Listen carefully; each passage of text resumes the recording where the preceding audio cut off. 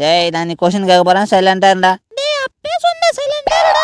வாத்தி question கேட்டு நம்மள ஊரு வாங்குவானே அந்தாடி. இந்த வீடியோ பார்த்து அம்மா படி நம்ம சேனல் சப்ஸ்கிரைப் பாப்பா படி இந்த லைக் ஃபர்ஸ்ட் क्वेश्चन பார்த்தா what is a name of web browser இது யார் ஆன்சருங்க? மச்சான் எவரோ சொல்லாதீங்க. டேய் வெள்ளை டிஷர்ட் நீ தான்டா சொன்ன. Sir Mars.